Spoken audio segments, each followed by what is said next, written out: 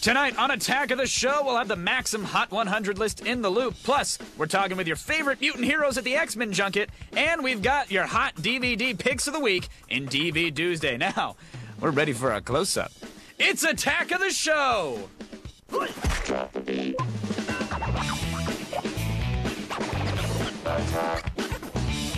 What's going on here? Attack. Think upon this. Attack. Attack of the Show. Attack.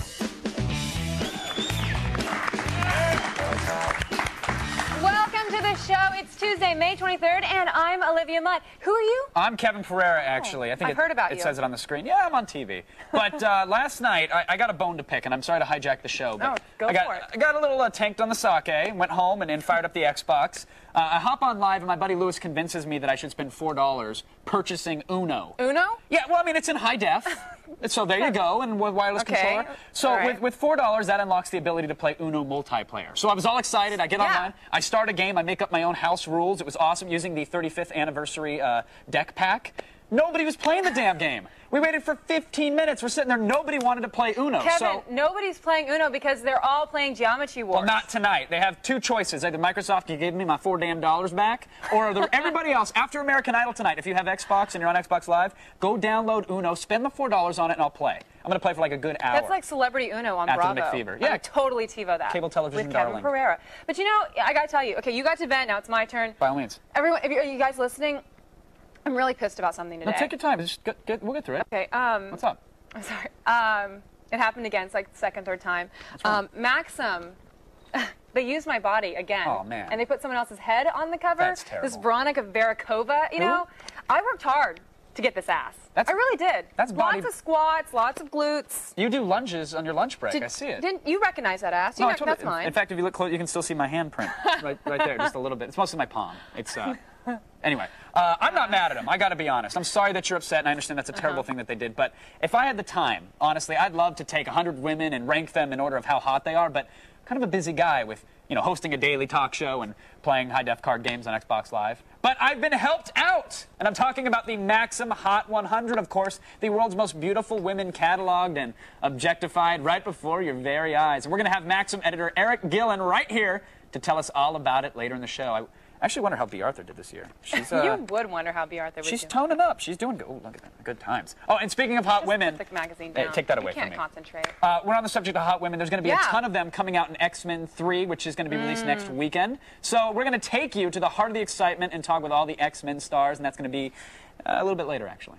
And that's not all. X-Men may be cool, but have you ever wondered how it feels to be rolled on dubs? What's up? Well, you're not going to want to miss what's coming up next. We'll take you waist deep into the jungles of the Dub Magazine Auto Show. Woo, woo. All that, and don't forget the ticker's still here. It's giving you the latest news and go away. All sorts of cool stuff, and there's hidden messages about Olivia in there. And don't forget, you got to send those video voicemails to our little monitor heads back there. Just go to g4tv.com, and you can figure out how to do all that. But right now, we're going to check out the top stories of the day with the feed. Thanks, guys. Here's a quick peek at what's coming up later in the feed. There's something super secret coming up after the credits in X-Men 3. Stick around and I'll fill you in. Fox's big hit 24 wrapped up last night. The season finale gave us some answers and another cliffhanger. I TiVo'd it so you can come to my house and watch, or wait till later on in the show. And a certain lost cast member has some more legal problems. Find out what's going on when I come back later with the feed. But right now, back to you, Kevin and Olivia. Thanks, Layla. Now, Kev, if you guys out there, the X-Men is going to put an extra 30 seconds after the movie, after the credits, just to like grabbing the geeks and the nerds. I think that's what it is. There's been a lot of bad buzz about the movie online, so they leak a story like this to get people excited. But the only way you're going to excite me is if you tell me like those 30 seconds are actually directed by Bryan Singer.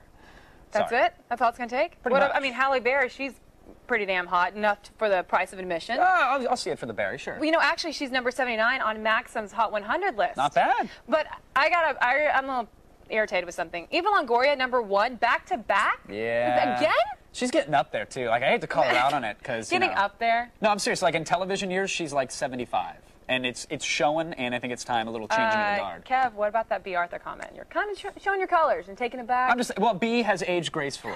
That's all I'm saying. Eva hasn't. What about Britney though? Where's the Spears? That's like, man, she was so hot. She was like, she should have been number one. She was hot. It said, I want her to get hot again. I want her to dump that. She's still hot. That white boy with slanted eyes who can't rap. Oh, come on. Then she'll be hot again. I'm you like fine the stretch marks? I'm and fine stuff? with Prager Britney. I want to actually rub cocoa butter on her stretch marks. I'll pay for it. Nice. For the chance. Britney, call me.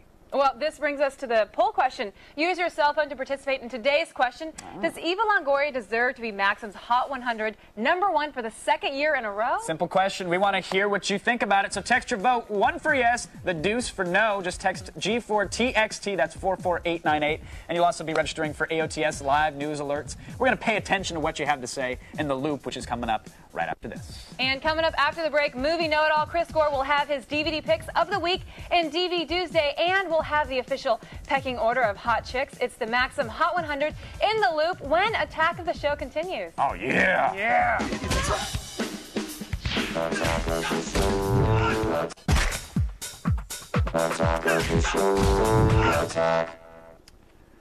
Absolutely nothing sparks more controversy and debate than the annual list of the 100 hottest girls on the face of the planet. It's the Maxim Hot 100, and we're talking about it in the loop.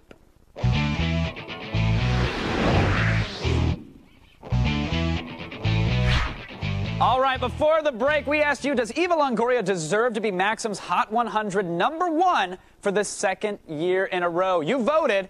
Wow, you said no, she does not deserve it, and by a whopping 73%. Well, joining us via satellite to help us make sense of this year's Maxim Hot 100 list is Maxim's entertainment editor, Eric Gillen, and our very own resident chick expert. You didn't know it said that on his business cards, did you? Zach Selwyn. Gentlemen, welcome to the show. Eric, I want to start with you, sir. It's your list, and I got to imagine 40 frat guys, a bunch of Jaeger, and a dartboard, or is there more science involved with figuring out who belongs where on the list? We have a monkey, actually, too. There's a monkey involved in there. He throws the darts. Do you get the monkey drunk before he plays the darts, though? Yeah, I mean, sometimes he gets us drunk, and then things get awkward. I mean, he's an awful handsy monkey. No, really, in all sincerity, is there a science to this? Do you rate them on how much buzz they have, or how hot they are, or what? I mean, is it just general attractiveness? It gets awful esoteric. I mean, it's not like strictly like a boner meter, you know what I mean? You take into account what kind of a year they had, careers, movies, whether or not they're cool, whether or not they seem like they'd be cool to hang out with. It's not just that strict bar conversation where it's like, you know, would you do her? Because the answer on most of those 100 girls is yes. Zach, I want to confirm that with you, sir. Would you, in fact, do most of the girls on the list? Again? Let's start with number 50, right in the middle of the pack, Eric. Sarah Silverman. I mean, a girl who might actually do me once if I could forward her career. What's the deal with Sarah? Why is she right in the middle? Sarah's awesome. I mean, she's sexy, she's hilarious, and she's dating Jimmy Kimmel, which means that all of you have a chance. Right. What's not to love? Right. 7 figures and we could take her. I don't know. Do we forget that she's hot, you think, because she's so funny? Or, I mean, clearly you guys haven't forgotten. But, Zach, do you think maybe some people forget the fact that she's kind of attractive? I didn't even think about it until he said she's dating Jimmy Kimmel, which means that she goes for every man. But, you know, in reality, for me, she looks like every girl I, went to Hebrew school with. So I'm not too into it. But, yeah, I think the humor gives her a little bit more hotness, you know? Yeah. Maybe the parents gave her the personality talk when she was younger. She needed a little something to help her out. Now, the Lost Girls are all over the list. This is interesting here. Who do we have? We got all sorts of girls. 98, we got Yoon-Jun Kim, Maggie Grace, Evangeline Lilly. The list goes on and on. What is it about the women of Lost that has them all over your list, Eric? Well, they're kind of half naked on the show a lot. I mean, we're looking at a lot of tank tops and half-clothed. Tans. Half-clothed, excuse me. I don't want to be so negative. The show's great. I mean, the girls are all really, really attractive. And I'm telling you, Yoon-Jun Kim was at our Hot 100 party, and she is absolutely phenomenal in person. I do have one question. Where's the love for Rose? Yeah. Huh? You know, honestly, this is why we didn't put Rose on that list, okay? Bernard had a pretty decent idea with that SOS thing. All those other people we never see on the island, they could have gotten into shape, gotten some exercise hauling rocks. But no, she sold them down the river, and I'm selling her down the river. Eric, Bernard's Rose. Bernard's not tapping that ride. Am I right, Zach? Bernard's not working. Is Lost a show on TV? It's kind of a reality series, yeah. Don't worry about that. We're going to move on with the list. 38, Paris Hilton. Really, Eric, aren't we tired of her by now? Haven't we seen enough? Yes, she made a sex tape, but so have countless MySpace girls in a cardboard box in my bedroom. Are Box we burns. sick of Paris Hilton? I'm asking you. You can make that next poll. I'm not completely sick of her yet, but she's fallen to 30. Would you say 38? I think that's where it Yeah, fell to. 38. Well, now, what gives her so much staying power? I know she has fallen a bit, but is it because she writes a book? What was she last year? The book deal, I think that Carl's Jr. commercial, where yeah. she's naked and gyrating on the hood of a car, kind of is still seared into the memories of many red-blooded American men. All right, good point. I'll give you that. I'll give you that. That she deserves to stay she was on in the the 20s.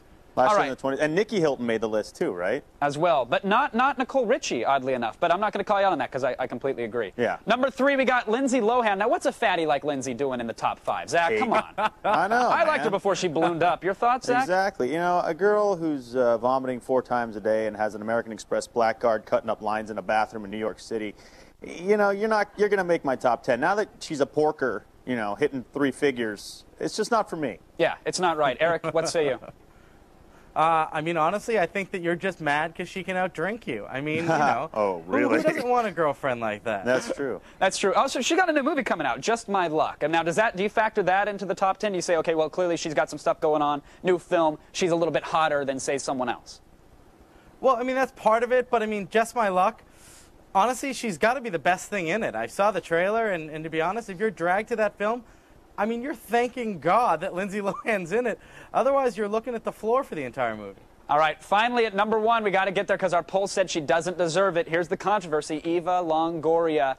What is it about Eva that lets her grace the number 1 spot for 2 years in a row? Well, I don't know if you have the picture up or not, but We've she's got it. naked in a wet T-shirt in the magazine. You can see how hot she is. She's actually quite physically attractive. B, she can outshoot anyone else on the list. She's actually a better marksman with a pistol than most of the guys. And the last one is this. If she can tolerate the French and actually date them, it means she's got to have one of the most stellar, shining personalities in all of Hollywood. She's 4'8". Yeah, Zach, final thoughts on Eva. Let's hear it. You know, Beaver Chris Goria is 4'8". She stole Tony Parker from his fiancée, and he says she tastes like tapas. Reason enough to be number 1 on anybody's list. Gentlemen, thank you so much for coming on and discussing the Maxim Top 100. Olivia, what else is going on? Man, I love The Loop. It's so much fun. All right, it's DVD Tuesday with Chris Gore. He'll dish his thoughts on the new 4-disc Kingdom of Heaven director's cut. And we're giving you Miami car culture, hot chicks, and mean wheels at the Dub Auto Show when Attack of the Show continues.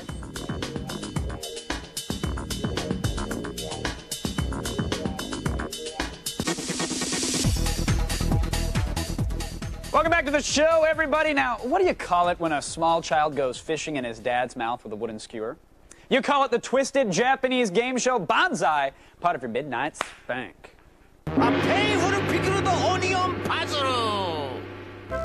Rules of pickled puzzle simple. The bald man has 4 skewers going through his mouth. 1 skewer has a pickled onion attached to it. Young children will take it in turns to each pull on a skewer. Winner is child who pulls the one with the pickled onion on it. Understand? Good! Question is, who will win the little pickled prize? Which one picked the pickled stick? Master Joshua or Mistress Sophie? Kid A or Kid B? Yeah, which child will end up pulling out the skewer from this man's cheek that holds the pickled onion? That's an actual question, folks. And to find the answer, you're just going to have to tune in tonight to Banzai. It's at 12 midnight to find out the answer to that very burning question. Of course, you can also play along live online at g4tv.com and be recognized on our weekly leaderboard. It's Banzai every Tuesday night at midnight, all part of our midnight spank block right here on G4. But now I'm going to ask Olivia what she's doing because I have no idea. Man, you know, I'm just pimping over here, Kevin. I got fast cars, fast women, just like I like them. Hey. And a look inside the Dub Auto Show. Hey, what it do, baby? It's the People's Champ Power Hour. We're live on G4 TV.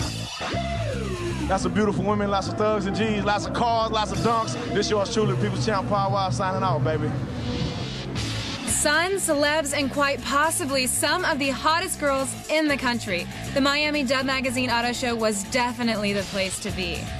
Everybody out here coming out and doing it on a national level and getting real big, so it's blowing up the city, so it's a big thing for Miami. And Dub Magazine brought it all together under one roof. You see a little bit of everything here. You see lowriders, you see, donks, you see custom European cars, you see trucks, you see bikes, you see imports, you see a little bit of everything. So I think that's why people like it so much. It gives you a good feel for what people are doing with the car culture. Oh, there's amazing cars here. There's everything. I mean, there's a chromed out car here that's insane. All kinds of Miami flavor, Cali flavor, it's all here.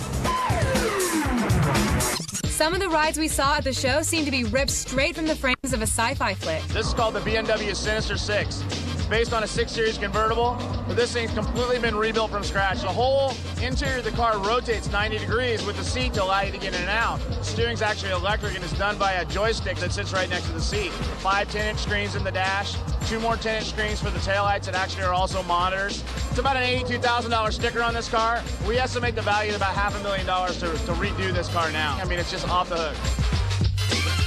This car is about almost $200,000 invested. It's a 94 Honda Civic hatchback. It's an all-electric vehicle. We have a PSP that does drive the vehicle, who's been hacked. It actually steers and uses throttle just like on a video game. The car has 22 monitors, 10 in the ceiling, one on the front and rear bumper of the vehicle, and then it has some in the dash as well. A little Southern California flavor managed to leak in, and the show showed some love to the lowrider set with a Miami twist.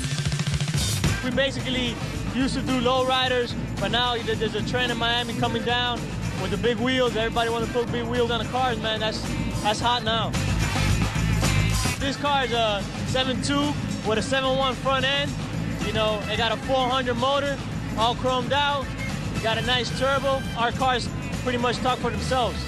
Now, we all know golf is big in Florida, but come on, this guy's taking it a bit too far.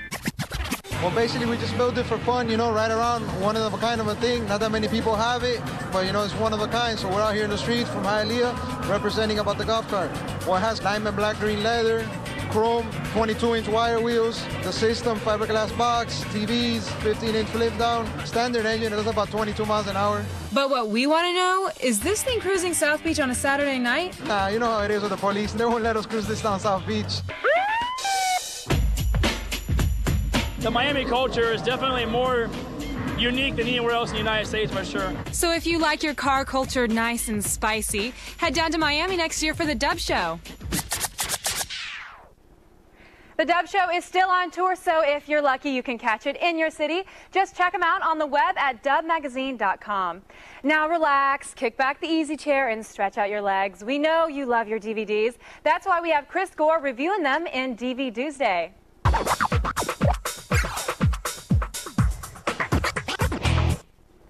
Welcome back, Chris. Thanks for having me. Great. Now, Kingdom of Heaven, we're going to get right into it. Kingdom of Heaven, Good. it's a 4-disc director's cut. Let's talk about it. It came out during the Troy and King Arthur, and That's right. they're all trying to do a really great job. And I watched it. It kind of fell short. Really? Fell short for me. I'll tell you exactly. Okay, no one was clamoring to see a movie about the Crusades. Let's start off with that. Stars Orlando Bloom, which, in my opinion, he's much better off when he plays an elf. You know what I mean? He's better as an elf. He really has no weight as an actor, so he's got to be in costume. Exactly. If you're going to have someone in sandals with swords, give me Russell Crowe. I mean, he definitely seems manly, Orlando Bloom, he's just, he's a pretty boy, so too thin. He doesn't carry the film, so that's the big weak point. Initially, this movie, as released to theaters, was 2 hours and 15 minutes. This 4-disc set is 192 minutes. Wow. 3 hours, 12 minutes. But all the stuff they added was just talkie scenes. So all the specials are just talkie. A lot of talkie scenes, but here's what's cool about it. There are 3 audio commentaries on it, including one with Ridley Scott, Orlando Bloom, and the screenwriter, which is great. Tons of behind-the-scenes stuff. And if I were taking a college class in the Crusades, I would get this film because the behind-the-scenes are so extensive. There's a text commentary that gives you the entire history of the Crusades. That's actually accurate. Yes, in fact, the claim is that this is the most historically accurate film ever made. Wow. So, I think I have no way to gauge if that's true. So if you're interested in that. Exactly. If I'm taking a college course in the Crusades, I'm going to see this movie.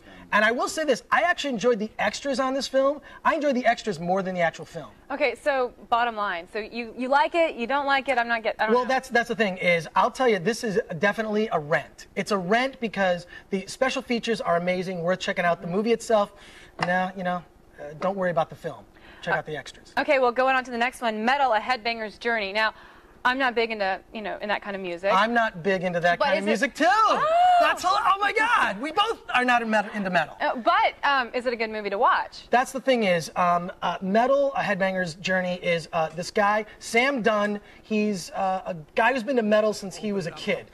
He ends up studying anthropology in college and decides he's going to make a serious documentary about metal. And I'll tell you this, I'm not so much into metal, but I'll tell you what, this documentary is amazing. The people that they interviewed and how they explain, why metal music strikes such a chord with its audience.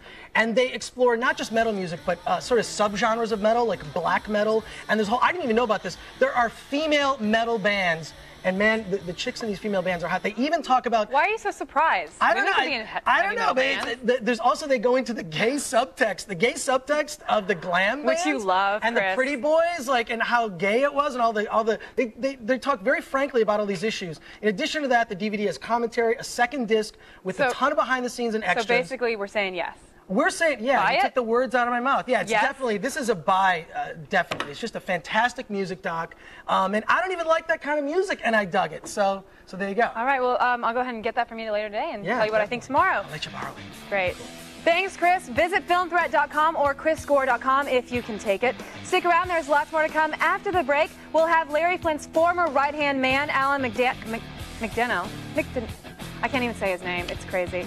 I'm a little drunk. He tells all, and we'll show you stuff from eBay that is too good to be true. Stay tuned.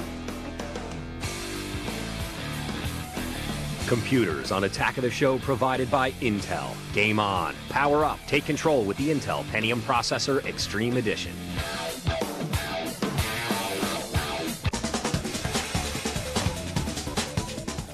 Welcome back to the all-new Attack of the Show.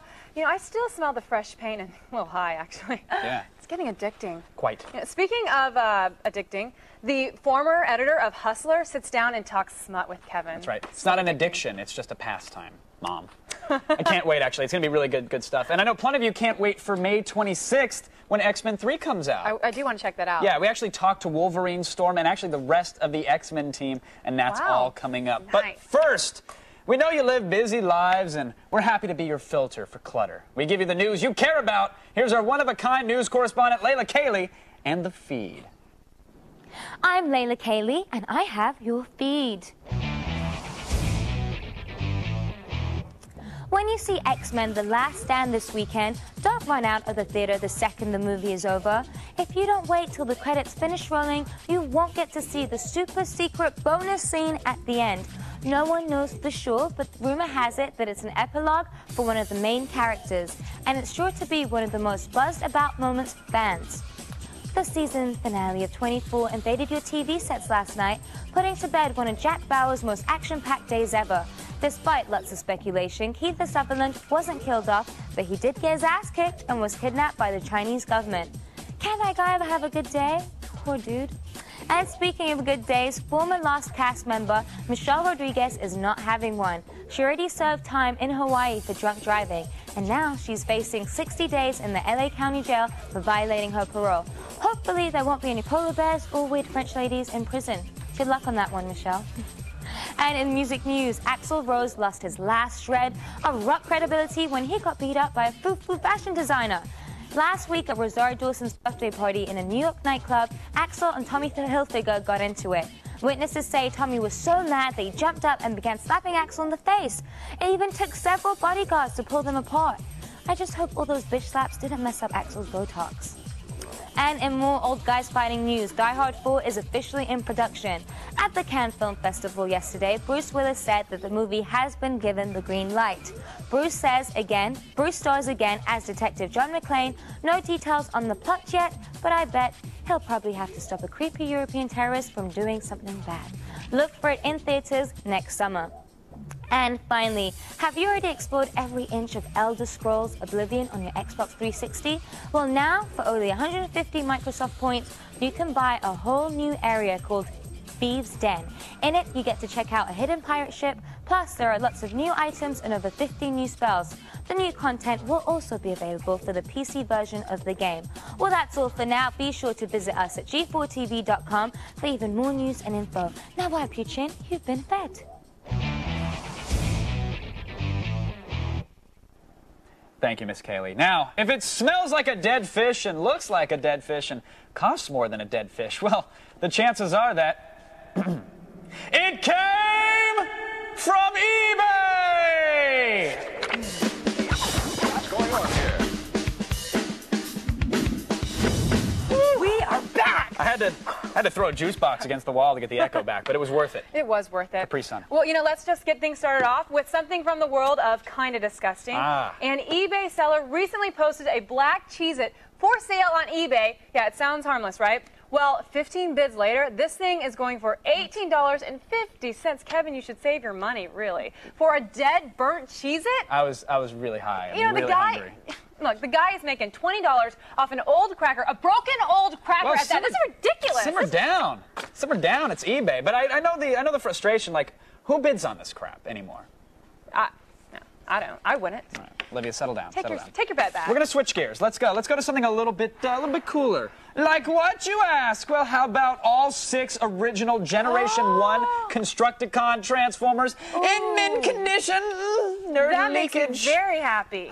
Wardrobe. After 17 bids, this auction ended at a price tag over $600. Who knew Devastator could fetch a price like that? If I knew that, I would have just been able to complete my whole Devastator. And, no, I'm not kidding. I love Transformers. I know, but they combine into a giant waste of money. Sorry, collectors. How rude. Not when you come to my house. You'll see what I did. They're awesome. Gross. All right, ever wonder how much a good old-fashioned witch's spell would sell for on eBay? I do. I always do. Well, how about a whole list of spells that have been lost for 121 years to be exact? Wow, that's a long time. That is. It's very specific. That's Eva Longoria old. Leave it alone, the poor girl. Sorry. All right, you want to know how much it costs? How much? $9 buys you 1 spell from a list of 34. Choose from a spell that guarantees a win in the courtroom to a spell that makes you irresistible to the opposite sex. What? Kevin, get off of me. The seller claims that if you buy 2 spells now, he'll throw in the 3rd for free. That's ridiculous. Act now, only 39 spells are left. Cute, but come on, that's BS. If you get, you can make you win in the courtroom, but he can't get somebody to buy it now for more than $10. I don't think so. He didn't say he was a good one. No. Maybe they're just small spells. Like they can give you just a little bit. A little bit? Like maybe you'll walk by and just say hi to me one day. That's all I need in is the a little office. bit. All right, let's move on to what might be the single best and most ridiculous thing I've ever seen on eBay for quite some time. Here it is. It's a 1988 Ford Escort Star Wars Land Speeder replica. Speed demons, beware. It's an automatic. What? Yeah. That thing looks ridiculous. It looks sweet. What are you talking about? Although the auction expired some time ago, it actually sold for $12,000. Oh, $12,190. Not bad, actually, Wait. considering how expensive the XP38s are going. You know, that actually reminds me, I would really love a hoverboard. I know they're not invented, but every day I drive in LA traffic, and I really would love a hoverboard. Could you get on that? Do you want like the hot pink Mattel one from Back to the Future 2? Does it have to be hot pink? Well, I'm just saying that was the sweetest one. Well, I just want one, so if you could just get on that eBay We'll get on it. All right, everybody else has had enough, I think. Always expect the unexpected when? It came from eBay! So good. I just missed that. Nice. All right. After the break, we're taking a stand. When we talk to the X-Men, we'll have the inside info on the movie, and still ahead, we sit down with the former Hustler editor and Larry Flint's right-hand man. He's ready to reveal the dirt, so stay tuned. What's going on here?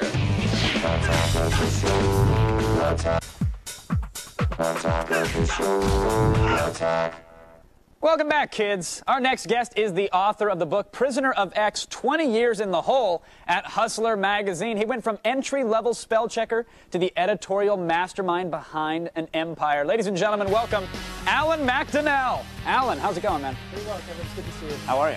I'm great. Good, thank you. I love the book is incredible. I mean, you literally spent 20 years at Hustler. Well, just under 20 years, but applying to work there, it took me about 8 months to get the job. So that stretches out to 20 years, more than 20 years. Is a gig at Hustler all it's cracked up to be, though? Because I imagine, you've got fire jugglers in one corner of the office, midgets on Vespas with trays of Coke and just delivering it from cube to cube. Is it that crazy, or is it a little bit more subdued? It's a little more crazy than that. Really? Yeah, and it worked really well for me because I got to be in charge of my own magazine, and I got to represent this viewpoint in America that is sadly underrepresented. That's my viewpoint. So I just got to do whatever I wanted. Well, what's a typical day for work for you? You get out of the elevator, you arrive, what happens? It's very similar to any other office job. You go in, you turn on your computer, you check out the porn sites. Right. And then when the boss comes in, though, that's when the difference starts because you leave the porn sites on. And you're just basically studying all the porn and trying to survive. We call it research here, by the way. Do you have a special term for it back at the office? Or is it... well, I haven't been there for a long time. I don't know what they're calling it now. But we just call it, the daily grind. I bet it was. Yeah. The job has its perks then. You get to look at porn. I heard you also got to go to Larry's bachelor party. Well, that bachelor party was a perk that somewhat soured. What happened was 3 of my favorite porn actresses were there, so I got to meet them. But then Larry, before dinner, was using these actresses for appetizers, so it kind of like ruined my whole appetite for those actresses. Oh, gotcha. Literally. But you're not speaking figuratively as well. No. He was... Did you get the table crumbs? Did he throw you a bone? I did not want the bone. I bet you didn't. Yeah. But did you get a table scrap at least? I didn't want the scraps afterwards either. It was kind of like maybe after like a really hot shower and a floral kind of, can you say douche? I think we can. Perhaps then I would have wanted the scraps, but not at that point. Yeah, just after a little summer's eve, we'll be good to go. Summer's eve, there you go. That's the term I was looking for. Larry's been kind of portrayed as a hot-headed guy, even in his biopic, and in the book he kind of seems that way as well. What was your experience working with him? Is he that bad? Is he that crazy? He's really not anymore like hard to work for than like maybe Tony Soprano would be. It's not like that he's mean so much as that he's just very intimidating. He seems to like his management philosophy. I think he got it from watching The Godfather over and over and over again. So you go in and you meet with them, and you just kind of like you crumble. Right. Because he just stares at you. This is why he's such a great poker player. He just stares you down, and whatever you're trying to hide, whatever you don't want him to know, that's the first thing he sees. And horse heads in the cubicles. It's not. That's pleasant. you don't want to be joking around with that kind of material. You actually, you lost your gig there for a speech that you gave about Larry. Why don't you tell? I love it. It's the intro to your book, and it's the most captivating story. Tell me about that. Well, it's not the entire reason I lost the job, but it certainly contributed to it. And that was Larry decided he was going to have a roast of himself, and so he drafted me to be one of the roastees. I don't like talking in public. But I did it, and but I didn't get the memo that by roast he meant tribute. Oh, right. And I roasted him like pretty severely.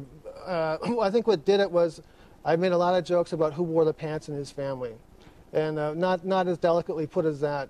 No. And his wife never spoke to me again. Really? Yeah, not once. But he understood that what a roast was supposed to be, though, right? He just didn't. We have to kind of walk. I think if it was just Larry, I'd probably maybe still be working it.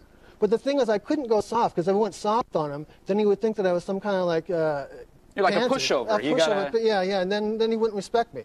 So I was really kind of a tough spot. It was a very fine line I had to walk, and I didn't know where it was drawn. Clearly, you tripped and fell over the line entirely. I leapt over the line. I leapt way over that line. Well done. I want to ask about the revelation in the book involving the Clinton impeachment, because there was something going on where Hustler came out, Larry came out. They were going to give a reward for somebody. What Larry did is during the impeachment, he felt Clinton was being railroaded. Right. So he offered $1 million to anyone. We didn't pay anywhere. He offered up to $1 million to anyone who could prove to us that they'd been having sex with some high-ranking Republican.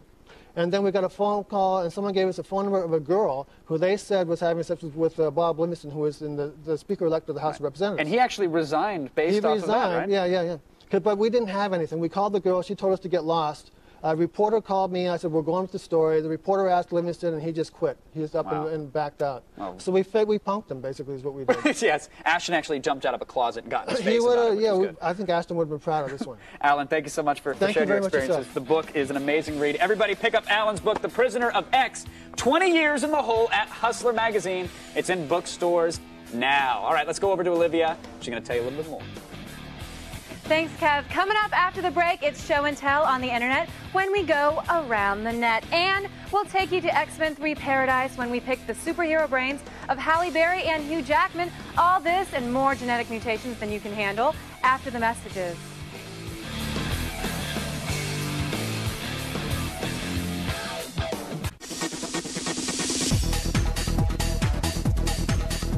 Not on camera, Kevin. Sorry, I thought we were a commercial. You know, there's more to the internet than MySpace, movie showtimes, and porn. I'm serious. And we're going to prove it to you. No, I am. And it's what we call Around the Net.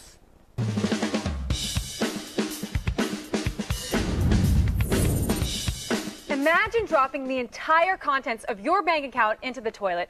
Only then would you come close to the feeling of owning a goldfish. $1 million cell phone. All joking aside, these phones are the real deal. Built into solid gold casings that are completely encrusted in real diamonds. Ridiculous. I can't wait to be like talking to my agent in Albertsons on a phone that could save an entire nation and feed them for years. I'll laugh at them loudly. You're so funny, Kevin Pereira. Thanks, Olivia. So Photography students, rejoice! The internet has provided you and anyone with a printer the chance to download and print your very own pinhole camera. Now, what the heck is a pinhole camera, you say? Well, I'm going to tell you. A pinhole uses a very small hole, about the size of a pen, believe it or not, to form an image on your film. And as you can see, the site provides easy-to-follow instructions, and you can use any 35mm film to actually take your photos. I think it's awesome. I think that's sweet. Who needs a $1,000 digital camera when you can download it for free? Good point. Come on now. I've always got good points. I nodded in agreement. Hold on, this was a nod. Oh, great, thanks. Yeah. And this is me nodding back. Only 2 words can describe this last piece of internet web greatness. Amazing and freaking awesome. Stop studying so hard and go download Capcom's demo to the upcoming action shooter Lost Planet, available through your Xbox Live account. Pretend you're Luke with a shotgun on the ice planet Hoth, or just take joy in annihilating grotesquely giant insectoid aliens. Nice. Like I do. No, I'm serious. The demo is awesome. I think it's a great use of Xbox Live. I mean, you can play a game that was at E3 in case you weren't there. I've been playing both levels for the last few weeks, and if it weren't for Uno, I'd be playing it tonight. But drop the Uno. No, I'm serious. I'm going to play it after American Idol tonight. Okay. Oh, are we done yet? Yeah, we're done. That was really quick. Oh, hey. You know the drill. Visit our website for all the links to everything we just downloaded into your little brains. Like As always, you'll find many clickable links at attackoftheshow.com. Go there now to begin your very own journey around the net. Go now? Go see it. Oh, No, I gotta say this first. Okay. The X-Men are making their last stand, and our Chris Gore, our very own Chris Gore, talked to the cast about the final X-Men film, the behind-the-scenes secrets, and if Wolverine is planning on going solo. We're getting killed out here. Yeah, I know. They're not ready, Storm. Ready or not, the X-Men are hitting the big screen for the 3rd time, and the mutants are pulling out all the stops for their last stand. There's a lot of things in there that I don't want to give away that fans are going to love and waiting for. There's a lot of surprises. Logan, we work as a team. Yeah, good luck with that. If this is the last one, I think the fans wanted it to go out with a bang. That's my last cigar. And for the X-Men, the Brotherhood of Mutants is the least of their worries. Magneto's not the problem. At least not our most pressing one. The new challenge is an alleged cure. Mutation and the mutation gene can be removed, taken away. There's a possibility of extinction of mutants, of a kind of genocide, really. Add to the mix some new X-Men. Who's the furball? The return of Jean Grey. And an army of evil mutants. And you've got one of the most anticipated films of the summer. This is the last stand. I want it to be the war to end all wars. Taking over the franchise after Bryan Singer flew off to direct the new Superman film, Brett Ratner brought his own vision to the series. I just wanted cool powers in the movie, and so I gave multiple powers to each individual mutant. Brett Ratner is like 5 years old in a big man's body, and he brought a lot of fun, and he's a great action director, and he brought all of that with him. Boom! But even with his laser-like focus, Ratner kept his options open. The scene at the end, which I don't want to give away with Rogue, but I'll tell you that it was shot both ways. Whether Rogue would take the cure or whether she would not take the cure. If you want to go, then go. Just be sure it's what you want. And you'll have to watch the movie to see how it panned out. And what about the rumors of a Wolverine movie? Forget the rumor. I'm starting the rumors. I'm actually developing it in my production company with Fox, developing it. Fans will have to wait for the Wolverine movie, but X-Men: The Last Stand flies into theaters this Friday. Good stuff. Good stuff. Chris, are they working on an X-Men prequel? They're actually, they're going to do a Wolverine movie. It's going to be a prequel set before he meets the X-Men, kind of like how he got to where he was with the amnesia. Who's going to direct that? I have no clue. It's a little early stages right now. Who's going to drive that one into the script. ground? But there is a script. Okay, enough about that. I got to know, did you stay around to the end of the credits Yes, when you I saw did, X-Ray? yes. So you know what this special something is, right? Well, what it is, one thing I'll tell you is a lot of characters die in this movie. I mean, I was shocked. Like, That's awesome. Chris, what is this extra footage at the end of the credits, and why didn't you tell us about it? The you extra... work for G4. So yes, I know. I'll tell you. The extra footage is basically, it sets up that some of the characters that got killed off might return. Like who? I can't tell you. I don't want to. Don't hate me if I do that. I know. All right, enough. Thank you for that, Chris. All right, everybody, stay where you are. Video voicemails from our army of monitor heads when we return. It's going to get kind of creepy.